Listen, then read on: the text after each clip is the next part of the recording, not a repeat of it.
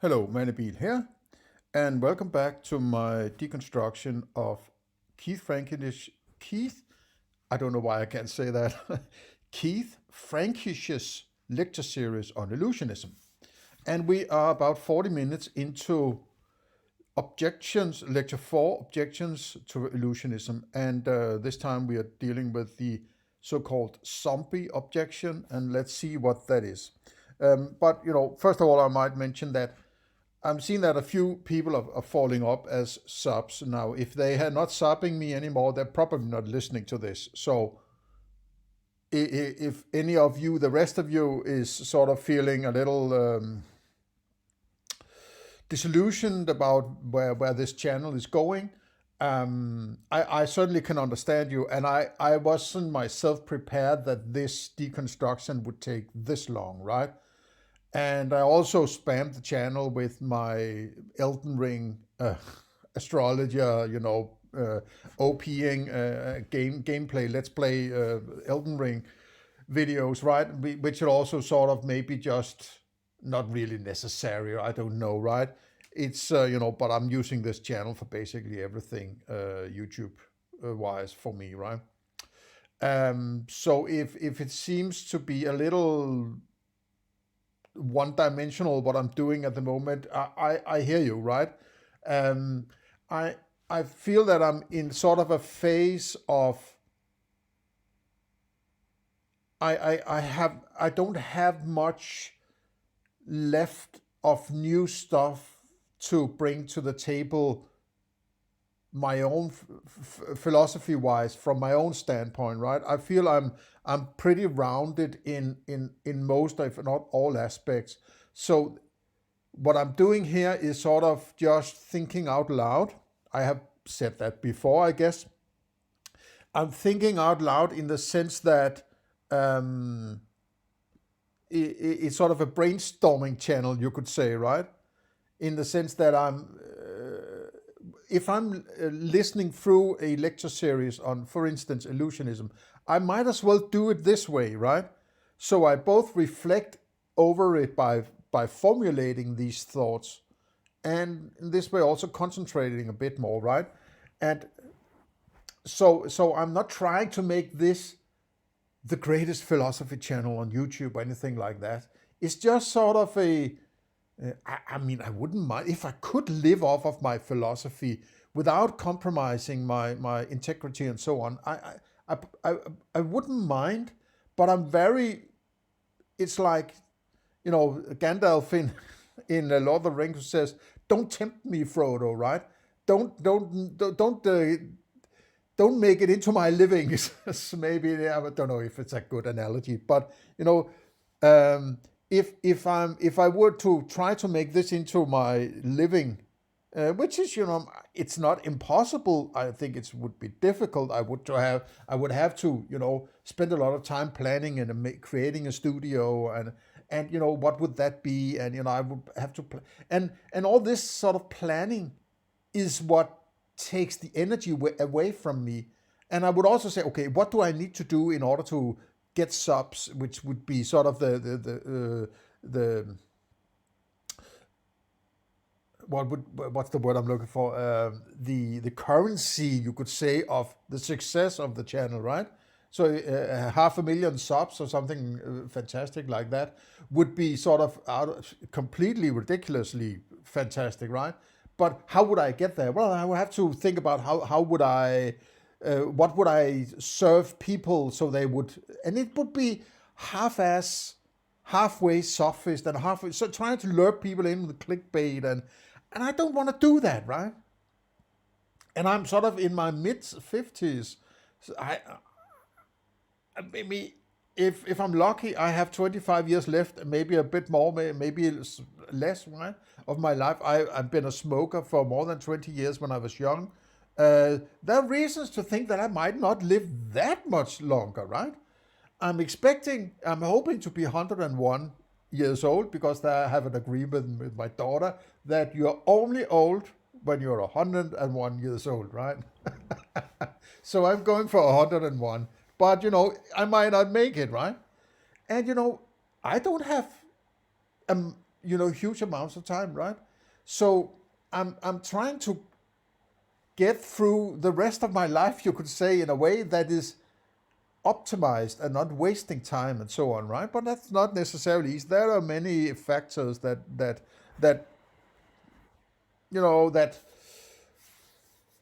is up for I don't know why I can't express myself today, but I have to think about, you could say, right?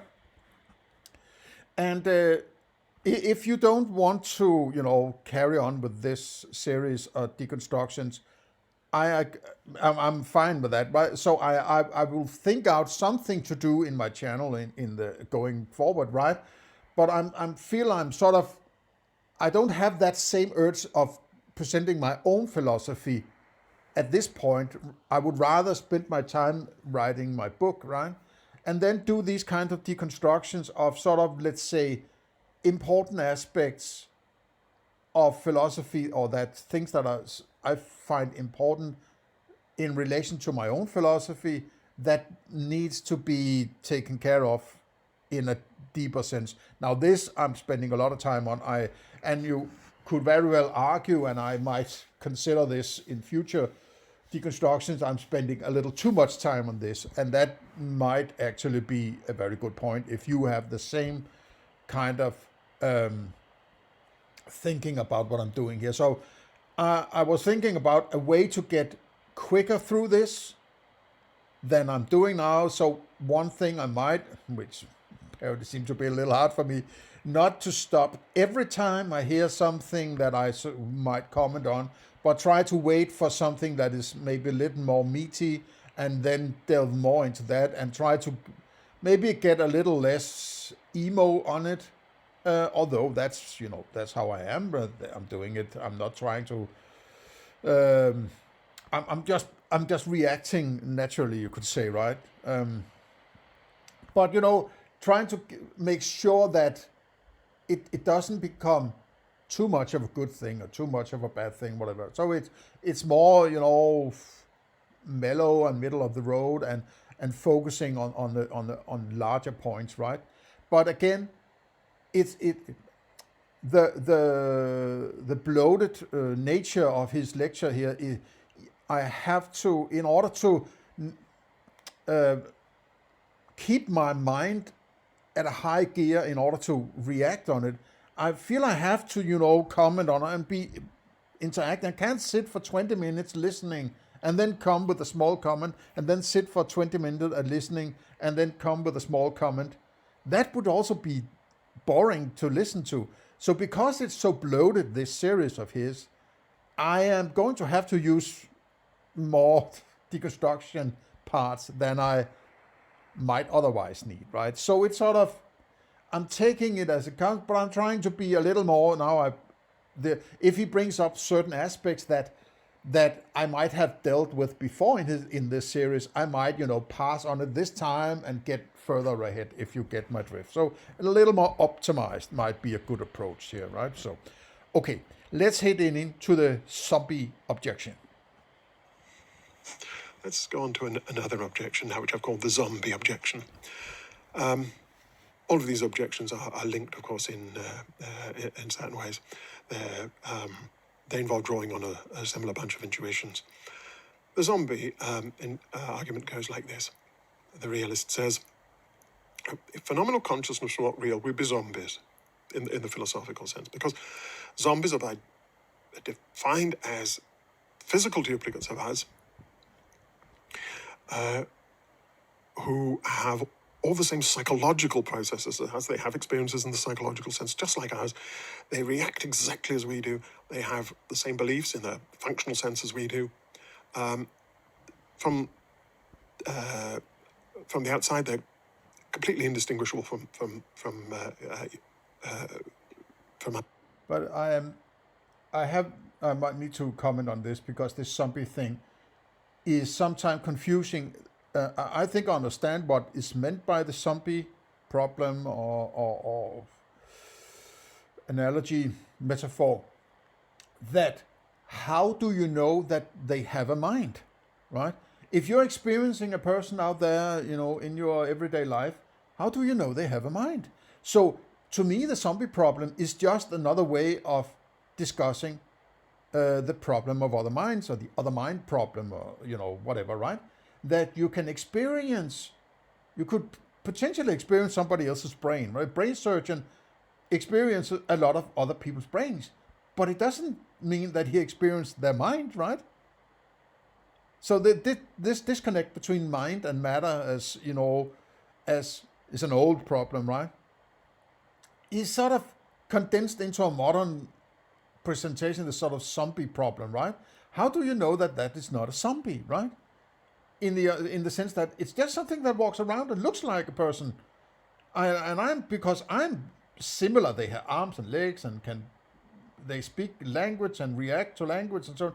But how do I know, just judging from those exterior matter stuff, that there's actually a mind in there? Well, I don't, right?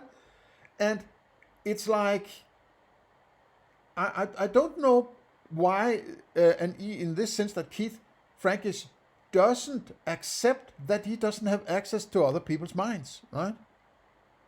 But then if he thinks that he can experience directly in this naive realism, or direct realism, or whatever you want to call it, right? I like the term naive realism, because it says a bit of why you are arriving at, or the lack of thinking behind that kind of approach, right?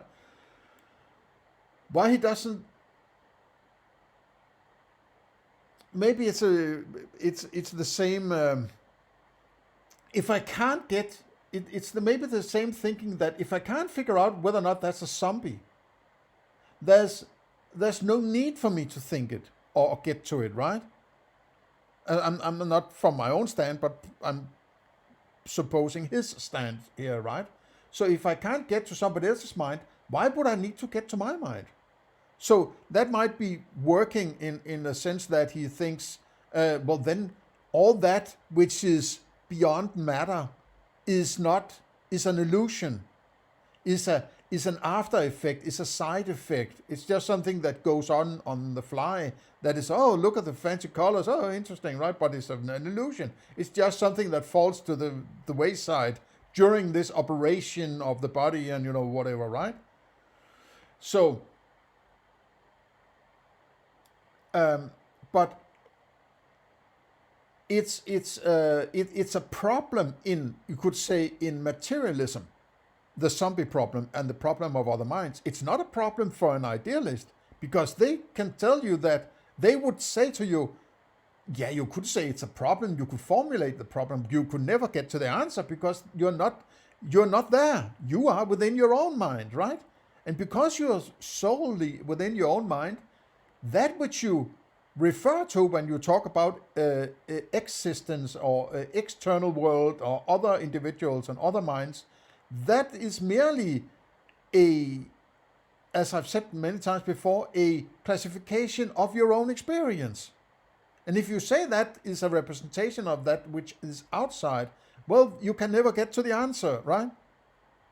But the fallacy or the paradox of materialism actually should point out, it's weird that you can't get to this solution, right?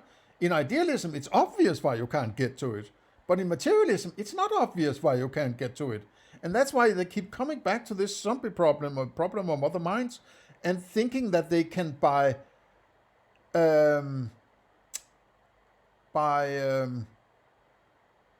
analysis and sticking electrodes on people, get to some kind of explanation or some kind of connection between matter and mind, and thereby from matter prove that there is a mind or something like that, right?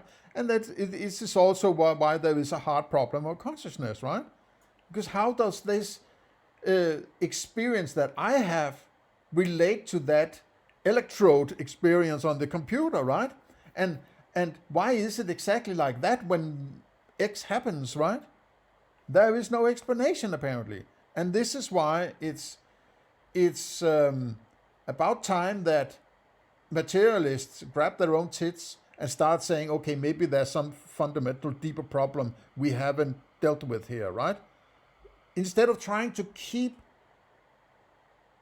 throwing,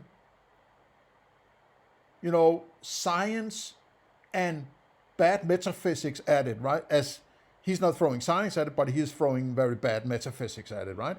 There's a fundamental problem he hasn't dealt with. He hasn't even identified it, right? So in the end, it doesn't matter how much it says here, because it's not correct, because the fundamentals are not correct in his.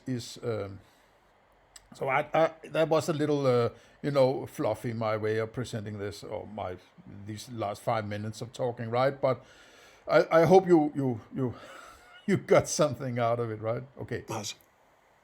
What they lack is phenomenal consciousness. They lack experiences in the phenomenal sense. Now, if the illusionist is right, and phenomenal consciousness isn't real, then we are zombies in that sense. But zombies have no inner life. As Chalmers puts it, there is nothing it is like to be a zombie. All is dark inside. The inner light bulb is off. What is that? These are abstractions.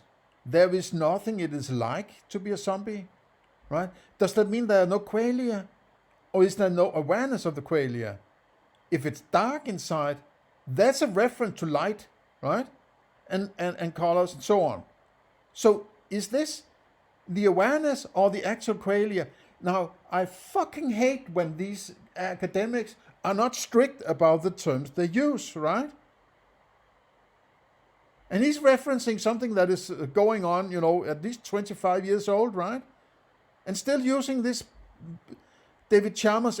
And I sort of am not really much patience with this David Chalmers guy. Yes, he formulated this hard problem and guided the focus back to this thing that has never really been resolved by science, right? And it can't be resolved because there is no solution, right? But it's like 25 years, going on 25 years, haven't you have been pounding on this problem for so long? Hasn't it dawned on you that there's a metaphysical paradox built into this kind of getting to an answer to this problem? That would be like, you are walking around Mount Everest without identifying Mount Everest, right? Maybe it's a small molehill, right? But, you're walking there in the desert and there's an oasis over there, and you've been there for 25 years and you haven't found this fucking oasis, and it should be, it should be visible, right? At least because you've been there for 25 fucking years, right? It's incredible, right? But it does, if anything, point out how difficult it is to release yourself from habitual thinking of the fundamental, right? It seems as if the further back or deep, I'm not sure I like this term, deeper you get into philosophy, but let's just say the deeper level you get into philosophy, the harder it is to overcome your own prejudice. If you have some prejudicial idea of how to understand your experience, then the deeper level you get to, the harder it is to change that. There's some point you might reach where it's like, it's given to me. And you're not going any deeper than that, right? And you're not, because you take it for granted, you might not be challenging it, right? So you won't, if you don't challenge it, you won't find if there are any flaws in it, right? And if you're thinking it is given to you, sort of, right? Then you're just working from that and creating all sorts of axioms and arguing from that standpoint that might actually be incorrect, right? So the further down you can get, you have to work in some kind of rigid manner in order to have some grasp of what you're doing when you're doing this, right? And the Cartesian doubt experiment is sort of a decent start, right? How do I know this? If I can't say, well, this is given to me, right? I can't challenge this. This is, That's how it is, right? That's a good approach, at least, right? That's a good start, right? And you might end up saying the only thing I know is that I'm thinking as Descartes, right? So doubting and being skeptical is prerequisite for doing good philosophy, at least good metaphysics, right? And if you haven't done metaphysics, I don't really care about the rest of your philosophy, epistemology or ethics, right? Because what are they grounded in? They have to be grounded in your metaphysics and your understanding of your experience, because you're using your experience in the end to apply that moral principle to that world you're experiencing, right? So if it's based on a judgment of experience or applying a moral principle to your experience, then you need to have understood how to approach that experience, and that's metaphysics, right? And epistemology. So it eventually, all roads leads to the metaphysical reduction base, right? That level from which you can't go any deeper, you could say, right? And making a good identification of that and having a grasp of how to get back up, to the light, so to say, or towards the moral principle is that's a good start, right? A good start is half the battle, as they say, right? And because a lot of philosophy, and I might, give a final mention on that, if you do not have a good grasp of these fundamentals, right, you will end up with something like the hard problem of consciousness, the problem of other minds you think it needs to be solved, or you will end up with meta-ethics, right, which is sort of a sign of completely ridiculously bad metaphysics and epistemology, right? So it's like, if you don't deal with the problems there where they need to be dealt with in metaphysics and epistemology and so on, you're basically dragging them along. They will keep breathing in your neck, so to say, and then the next step would be even more cumbersome, and the next step will even more and even more and even more cumbersome, right? And then you will end up with something like meta-ethics, which is so ridiculously stupid and bloated and cumbersome that it's dysfunctional, in my opinion, right? So, there you have it. But we do have an inner life. Plainly, our inner lights aren't off. There is a world in here just as much as there is a world in your head, and it's to some extent private, and it's kind of vivid and meaningful. There's a world of thoughts and experiences. How do you know there's something going on somewhere else? You don't understand the zombie problem? The problem of other minds? You do not have access. I mean, I don't have. If he has access to it, explain to me how, because I don't have access to anything but my own experience, right?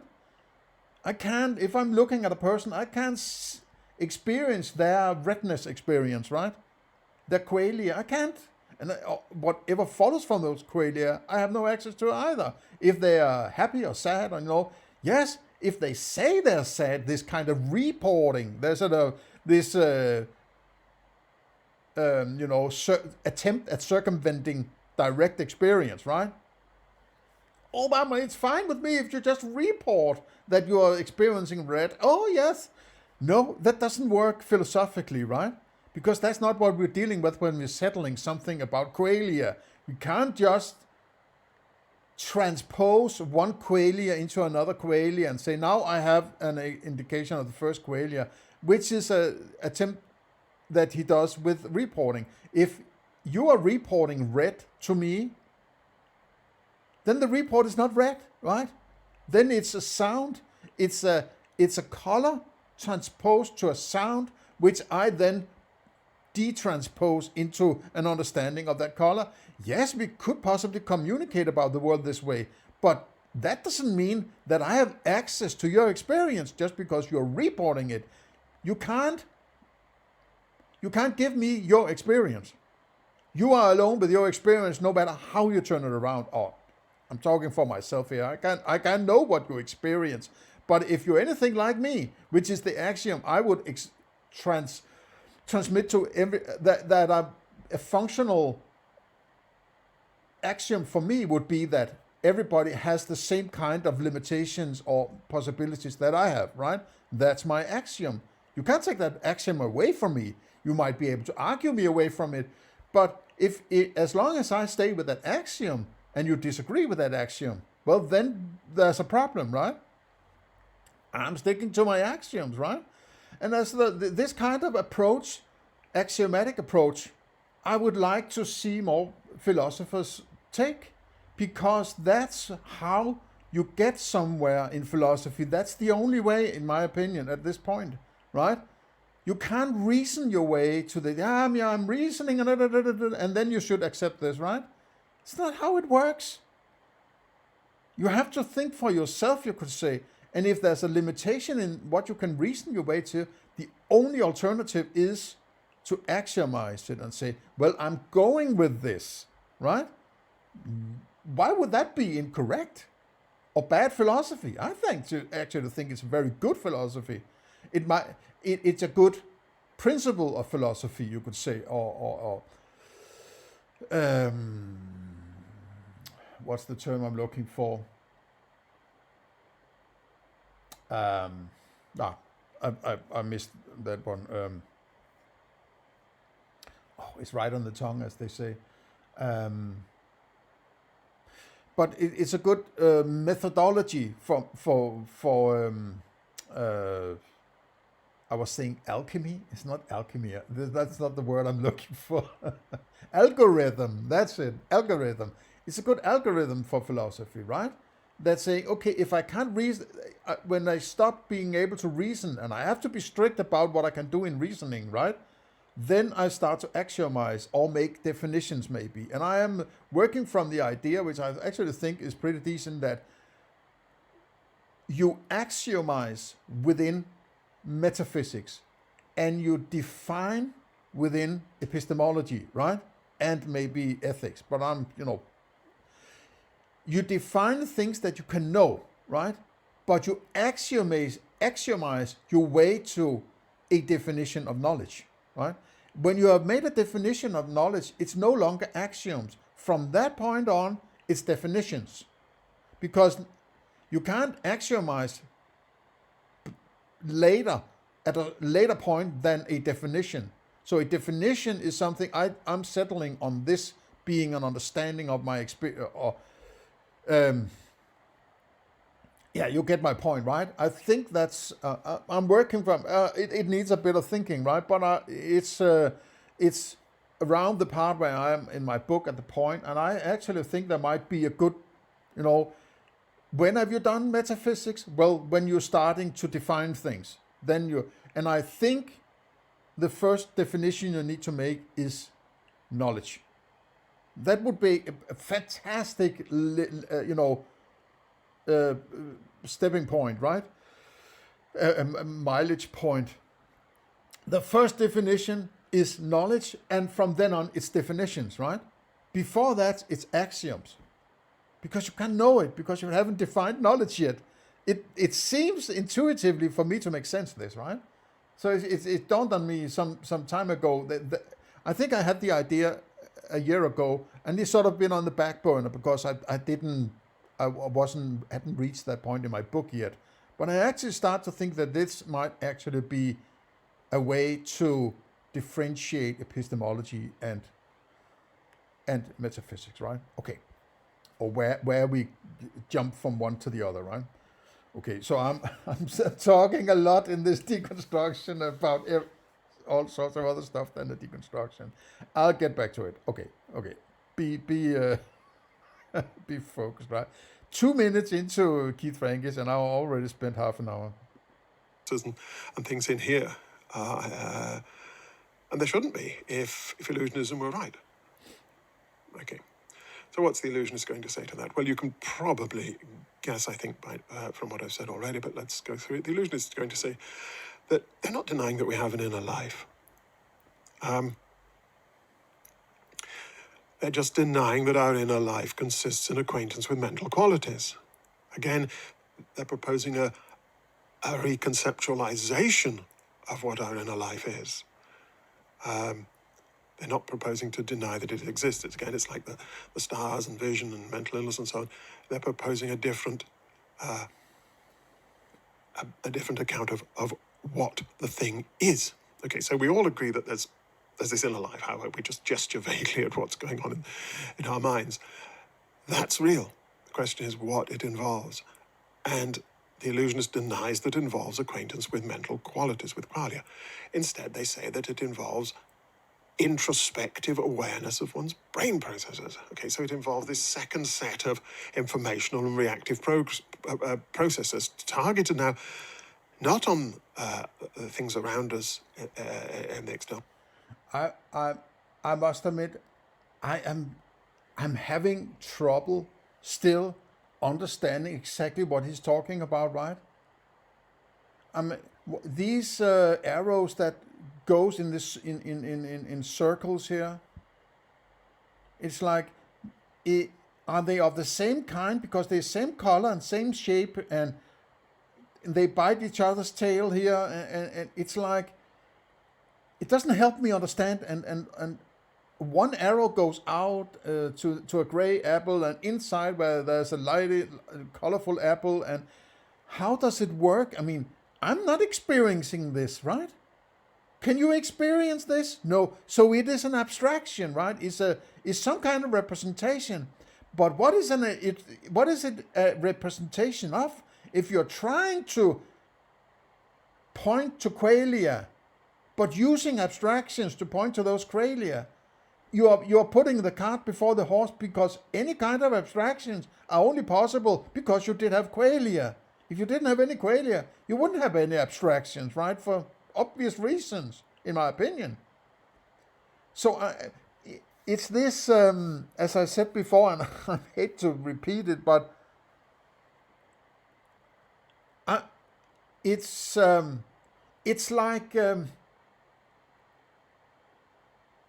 as I said in a previous part, that it's like he's taking qualia, and then it's like, if you're saying, taking a car as an example, right? You have a motor in front of your car, but you have never looked into the motor, right? But then there's a sound of the motor, right? So what it's like to drive the car is listening to the motor. It hums, right? But that is not the motor. So what he says is there are qualia that is the actual motor. And then there's what is likeness to the qualia, right? So the what is likeness is an illusion to him. The sound is an illusion that is necessary because the motor is just running out there. What the actual problem is, no, you only have the sound of the motor because you have never been out there in what you call the motor. And what you call the motor is your abstractions from those sounds, right? And the picture you have built based on those sounds. And if there weren't any sounds, you wouldn't even have an idea that's about motor, right? What materialists say is, well, the sound is the motor, right?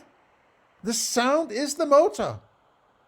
And I'm just having what it's likeness. I have an awareness that there is sounds, right? The sounds are there, but me being aware of the sounds is not important because there's no connection between my awareness and my awareness of it can't influence the sound, right? Which is actually calling the motor. I'm sorry if I'm confusing you with this analogy, but it's like we are talking from two different vantage points in understanding this metaphysics and these experiences. And that is problematic because we can't get an agreement if materialists do not understand that they are talking from a paradox, right? A contradiction, whatever term is most fitting for this problem, right? And if they can't get to this, we shouldn't agree on it, right? Okay. Well, but targeted on our own. Or we shouldn't, let me clarify, we shouldn't agree on any understanding each of us has. If materialists haven't gotten to this paradox, we can't trust what they're saying about how they interpret their experiences, right? Okay. Mental processes on our own experiences. So, in this model, we have two levels of experience, as it were. Experience in the psychological sense, in the functional sense. So we have first-order experience, which involves sensitivity to features of the world around us and of our own bodies, and the construction of representations and models of the world around us, and the use of those models and those representations and models to control reactions to the world. And then we have second-order experience, introspective experience, which is sensitive to features of those first-order experiences, and again involves the construction of representations and models that allows us that are used to control our reactions to our own experiences. So we can. I don't understand how he can, in any understanding of qualia and pros and cons or refutations of qualia or classifying as illusions and so on, talk about my reactions to the qualia, right? Whatever reaction I have to a movie I'm watching in the theater has no bearing on whether there is a movie or not. Or, it's like,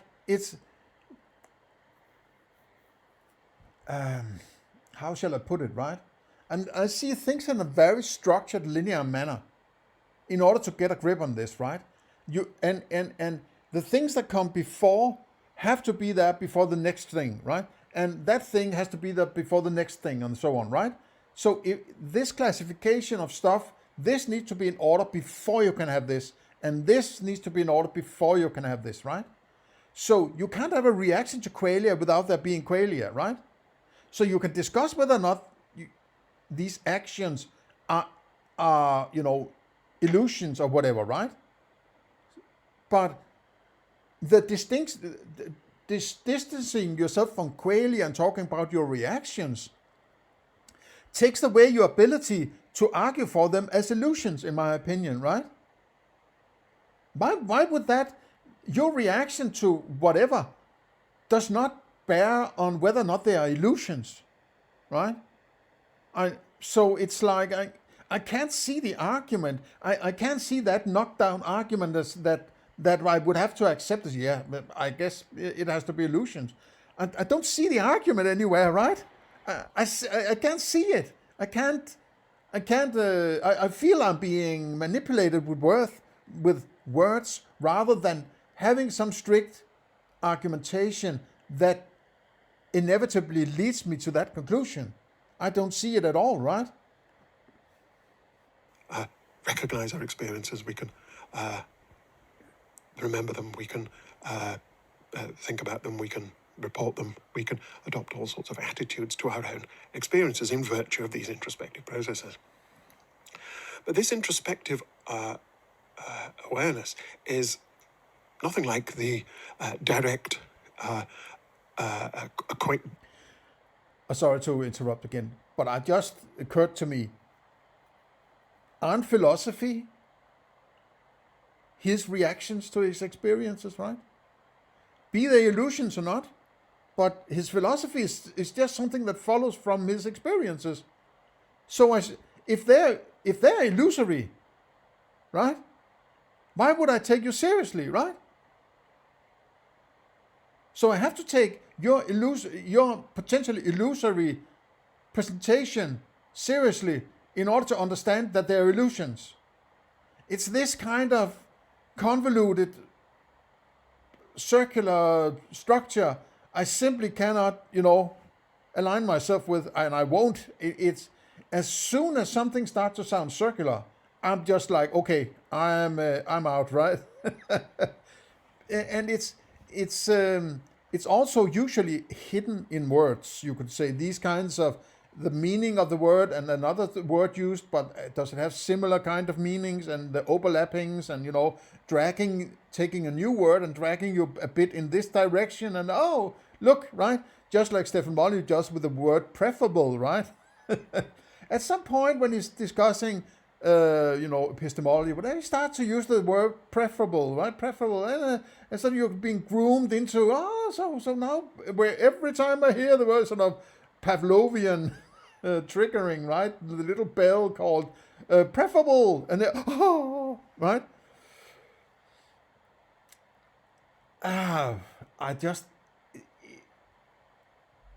I'm searching the world with just like Diogenes to find somebody who can actually do good philosophy, right? And maybe that's, I remember back, and this is going to be a fluffy part, this one. Okay, so be it, right? But I remember in the very first days or early days of me realizing the importance of philosophy and doing philosophy yourself, right? I was dumbfounded. Maybe I was confused and I was surprised when I read people sort of that, potentially should be, according to various high-level philosophers, that these kinds of definitions of very important aspects like knowledge and truth and ethics and so, they seem to be not particularly convincing, right? And the more I delved into philosophy, it was like, I don't believe that. What the hell have they been doing for these thousands of years, man, right? Decade and century after century of all sorts of supposedly very smart philosophers. What the hell have they been doing, right? And I was like, and what does it take to do philosophy? Well, you just sit down and think. Start thinking, right? And I was like, well, fuck it. I'm going to do that. How hard can this fucking be, right? I can go from, I can find food, I can find a toilet, I can brush my teeth, I can go to work, I can drive my car. Yeah, shit happens now and then, but it's not like, I'm living in a garbage dump, right? And can't figure anything out, and I need philosophy to survive. I'm surviving, but I could raise the quality and understanding of what I'm doing by doing philosophy. So why is it so fucking confusing, this philosophy that these people have been doing for all these years? And that was sort of a triggering insight to me. It can't be. There must be somebody out there. All these others are just confused. They're just academic, thinking they're smart, but they're just confused about this stuff, right?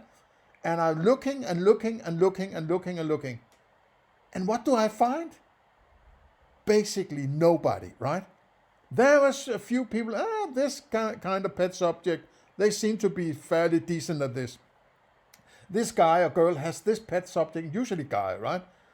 Has this pet subject fairly good at, right? And there's Stefan Molyneux who's trying to do everything, but I found out he's a piece of shit. He's dysfunctional, right? He can't do any kind of rigid philosophy, right? Just to put that in its place. He's so unbelievably bad at philosophy, right? And particularly his writing. But okay, leave that alone. I'm still looking for some. Please, man, if you have anything, this guy, Manibil, you need to listen to this dude. He's got it nailed down, right? Please illuminate me. Give it to me, please. Somebody out there, man. Aren't there any good philosophers anywhere? No. They're sitting in their little fucking, ivory tower built on abstractions and theories, right? And juggling all their words around, right? And this 10-hour series of bloated set of weird abstractions. Oh, man. Direct acquaintance with phenomenal properties.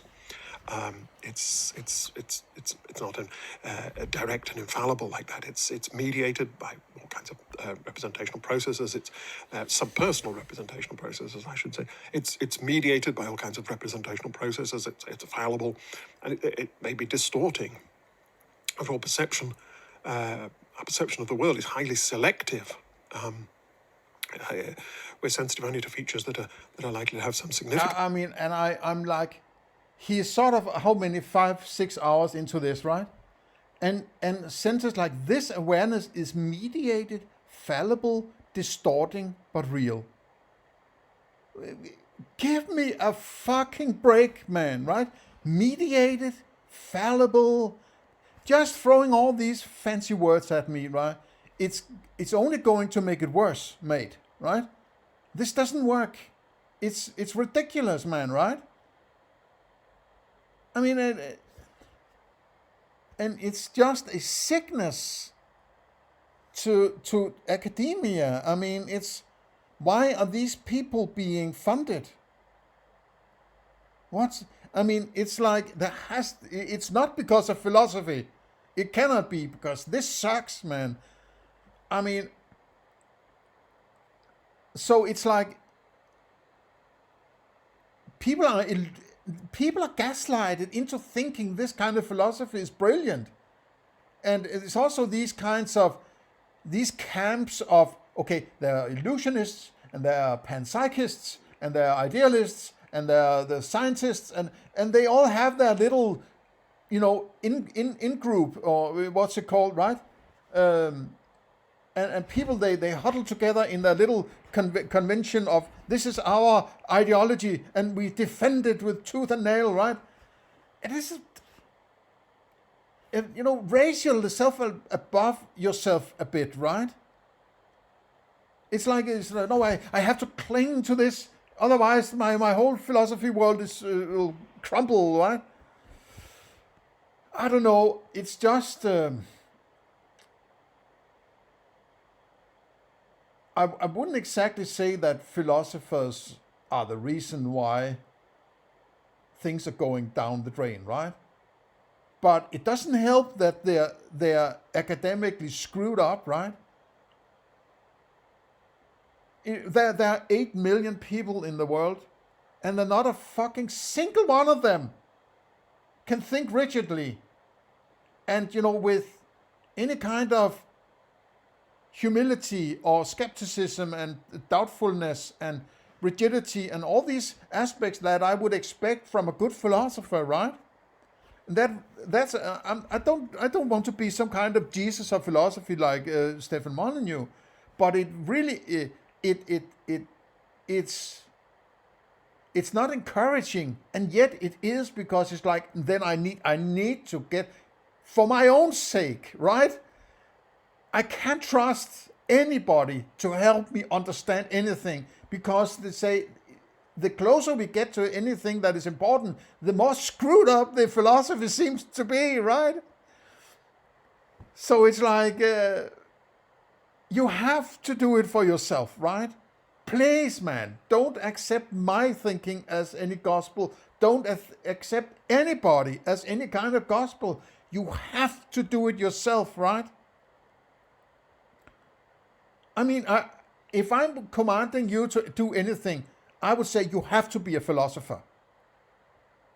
Otherwise, I'm not taking you seriously. You have to be philosophical about it, about your life, right? And your understanding. Because all these things that philosophy deals with are all those things that are important to how your life works, and your interactions with other people, and, your happiness, and, approaches to things and so on. It all seeps from the philosophy into your everyday life at some point, right?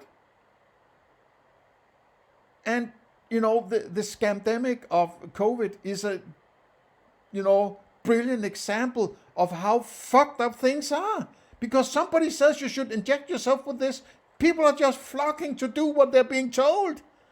They have no fucking self-respect or any dignity or any coherence about what it means to know something, right? So they're doing what they're told because they are not philosophical about it, right? Let me see if we can get away from this small part of his. I don't know if I can reach that point. 3 minutes, I think it's possible. For us that offer threats or opportunities or whatever. We're not sensitive to every aspect of the world around us. Similarly, we're not going to be introspectively sensitive to every aspect of our own experiences. We don't need to be. We just need to have some, to be aware of some general features of them that allow us to exercise the kind of higher level control that it's useful for us to do. But nevertheless, this awareness is perfectly real. And in virtue of this awareness, it's accurate to say, in one sense, that our experiences are like something for us. They're like something in the way that the world is like something for us, in that we are sensitive to it, we have information about it, and we can use that information to react to it in an intelligent way. Similarly, our experiences are like something for us in the sense that we have information about them, that we're sensitive to them, that we have information about them that we can use to control, to guide our reactions to them. Or it might be more appropriate to say that our brains have that information. A lot of these processes are going to be subpersonal, but they support personal attitudes, personal introspective beliefs, and so on. So our experiences are like something in the sense that they're objects of which we're aware. They're part of our world in that way. But not in virtue of awareness of any qualitative properties. There's no inner light. What there is a lot of inner informational and reactive processes. So we can distinguish two kinds of what it is like. There's two kinds of subjectivity, which we might call qualitative subjectivity. This is the inner light version of subjectivity, the phenomenal properties version of subjectivity, the one that zombies and we too, if illusionism's right, lack. And functional subjectivity, the sort of subjectivity that depends on this kind of second-order experience, these second-order informational and reactive processes that I've been talking about. And again, illusionists say that we don't have an inner life in the qualitative. We don't have a subjective inner life in the qualitative sense, but we do have one in the functional sense. And they would have No, but as I pointed out several times, you wouldn't have an inner life if you didn't have these qualities or these qualia. It's because of the qualia you have all the other stuff, right? Otherwise, why the hell would I mean, it's like, yeah, I have the senses and the qualia. They're just, things passing by my subjective whatever, right? They're just, oh, look at that. Oh. It's like watching somebody build a house and say, yeah, but the building of the house is not important to the house. It's just something that goes on. It's a funny show or something like that. You're just watching these things, you're along for the ride. You can view it as it happens, but your viewing has no influence on whatever it is going on, right? You looking at that house being built has no influence on the house. It's this kind of false dichotomy, right? It's kind of, I guess if you're a materialist, this makes sense because it's like having been indoctrinated into thinking that there's a realm which is described with science, right? Which is where everything serious and important goes on, and that's where the food is and so on, right? So that is described using science. And then there's these colors and sounds. It's not really important, right? You just go grab your tuna, right? Your bottle of tuna or your bottle of beer and down to the grocery, your pickles, right? You just grab it. You don't need the qualia. You just grab it, right? You just use it and do it, right? You don't actually need the qualia. It's just a funny experience. So, and it's incredible that this kind of screwed up, dysfunctional philosophy can actually have a platform, because it's basically saying everything you have is not useless, is useless, right? It is dangerous almost, right? It's an illusion. Be careful, right? And it's from all of my waking hours, I am fucking using these qualia all the time. And I'm basing my decisions on it, right? So he trying to slice it in the middle and say, yeah, they're experiences, but they're not, they're subjective and not important, and this kind of gray zone of it. I'm having very hard time relating to it, because I don't think I understand, even after all these hours, I don't understand what he's saying, right? It's difficult, and I'm feeling like I'm getting close to a point where I don't want to continue this, because it seems like he's just there's this objections towards illusionism. Well, I'm going to say the same thing about subjective, and and then the qualities, and then there's another objection. Well, I'm repeating the same thing I've said just before, and then a third objection. Oh, I'm repeating. It's sort of, and that repetition of that argument is dysfunctional, in my opinion. It's first of all so badly argued that I can't follow it, right? So it's like, what am I really doing? I'm actually very, very disappointed, right? I'm extremely disappointed about this. I mean, how would anybody go about their everyday using this, right? And that's what also freaks me out a bit, is because all points in the direction that he's actually constantly using his qualia, presenting them here, starting a new lecture 4 with a lot of sounds that are just sort of melodies, right? Why are they there, right? If they weren't important, why are they there, right? So it's like what he does contradicts his theory, right? Straight up. So, okay, I guess we'll have to stop here. I want to keep it on the 1 hour mark. So at least I got 7.5 minutes further into this, right? But I'm sorry, I might reach a point soon where I simply cannot do this anymore. I think I have exhausted this to. I would like to get through the objections, but I don't even find those to be good objections, right? So the objectors can't even be focused on that deep metaphysical problem that is underlining this kind of argumentation, which is fallacious or paradoxical, right? If they can't get to this, they can't even object correctly to it, right? As I'm trying to do here, right? So it's really an example of the dysfunction of current academia. I guess academia as an idea in itself is dysfunctional, right? These people have to be financed thinkers who are sort of an elite of thinkers who are above everybody else, right? In a sense, they can teach everybody how to think. Oh, you can't think correctly.